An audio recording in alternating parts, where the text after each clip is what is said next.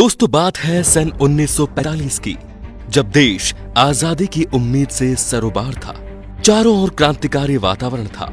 ऐसे में एक गढ़वाली परिवार में जन्म हुआ बेहद ही साधारण से दिखने वाले बच्चे का पूत के पांव पालने में ही नजर आने लगते हैं। पिता आर्मी ब्रिगेडियर थे, तो देशभक्ति के संस्कार खून से ही मिले।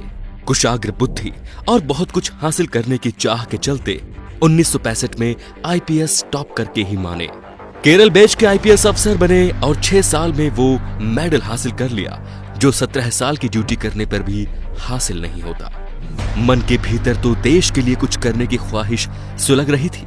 उसी के चलते पाकिस्तान में जासूस के तौर पर तैनात हो गए। 6 साल वहां जासूसी करते रहे। लाहौर में एक मजार के पास एक मुसलमान ने अजीत डोभाल को पहचान लिया था कि वो पाकिस्तानी या एक तरह से कहे तो मुसलमान है ही नहीं। उस मुसलमान ने पूछा कि क्या तुम हिंदू हो? तो डोभाल चौंक गए और उन्होंने जवाब दिया नहीं। फिर वो उन्हें अपने साथ लेकर गया और एक छोटे से कमरे में दोनों गए। उसने कमरे का दरवाजा बंद कर दिया और एक बार फिर उसने कहा कि देखो, मैं कह रहा हूँ तुम हिंदू हो। डोभाल ने फिर से ना में जवाब दिया। तो उस मुसलमान ने अजीत से कहा कि तुम्हारे कान छिदे हुए हैं। डोभाल ने बात मनाते हुए कहा कि हाँ, बचपन में मेरे कान छेदे गए थे, लेकिन बाद में मैं कन्वर्ट हो गया था। उसने कहा तुम बाद में भी कन्वर्ट नहीं हुए थे। खैर, तुम इसकी प्लास्टिक सर्जरी करवा लो, नहीं तो यहाँ के लोगों को शक हो जाएगा।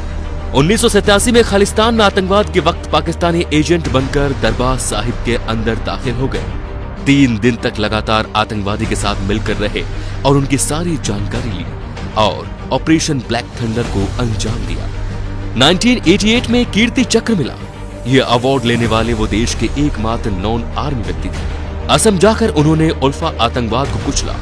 मोदी की तो उन पर शुरुआत से ही नजर थी। जैसे ही उन्होंने देश की बागडोर संभाली, उन्हें राष्ट्रीय सुरक्षा सलाहकार बनाकर बहुत बड़ी जिम्मेदारी सौंपी। बलूचिस्तान में फिर से रॉ को एक्टिव किया और इस मुद्दे को अंतर्राष्ट्रीय मुद्दा करने के पीछे इस आधुनिक चाणक्य का ही दिमाग था। केरल की 45 ईसाई नर्सों को ईरान में आईएसआई ने जब किडनैप कर लिया था, तो वो स्वयं ईरान जाकर बिना किसी नुकसान के उनको वापस लेकर देश आए। मई 2015 की सर्जिकल स्ट्राइक के वक्त तो एक इंसान जान गया कि उनकी अहमियत क्या है, जब म्यांमार से 5 किलोमीटर अंदर घुसकर 50 आतंकवादी को मारने का कारनामा उनकी ही कप्तानी में हुआ था। नागालैंड के आतंकवादियों से ऐतिहासिक डील करवाने वाले और उनसे हथियारों का समर्पण करवाने वाले वही थे। उन्हीं की हिम्मत और ना डिगने वाली सोच ने भारत की डिफेंस पॉलिसी को अग्रेसिव बनाया। इसी का नतीजा था कि जब पाकिस्तानी शिप भारत की सीमा में दाखिल हुआ, तब बिना किसी चेतावनी के उसने उसको उड़ा दिया।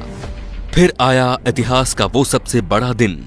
दिसंबर 2016 में पाकिस्तान की जमीन पर पहली बार सर्जिकल स्ट्राइक हुई।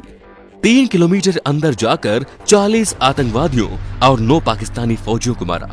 अपने किसी सैनिक को आंच तक नहीं आने दी। एयर स्ट्राइक में भी उनकी ही भूमिका रही। राइट विंग हिंदू संगठन विवेकानंद यूथ फोरम की स्थापना करने वाले भी वही हैं। इतिहास में कहानी है बाजीराव की, जो कहता था दिल्ली जीत सकता हूं, और वर्तमान में हौसला है उनका जो कहते हैं इस्लामाबाद जीत सकता हूं। और कोई नहीं, वो है मोदी के चाणक्य अजीत डोभाल। तो दोस्तों, कश्मीर में 370 हटाने पर पैदा हुए हालातों का जायजा लेने भी अजीत डोभाल स्वयं गए थे और उन्होंने अपने हिसाब से ही स्थिति को सामान्य किया और वहां के लोकल लोगों के साथ मिलकर उनके साथ हंसी ठिठोली करके उनके साथ वक्त बिताया। ये एक ऐसे शख्स हैं जिनकी देश को काफी जरूरत है। अगर आप हमारे इस बात से सहमत हैं तो इस वीडियो को आगे से आगे शेयर करते जाइए दोस्तों। कमेंट में इनको लेके अपने विचार जरूर बताइए। धन्यवाद।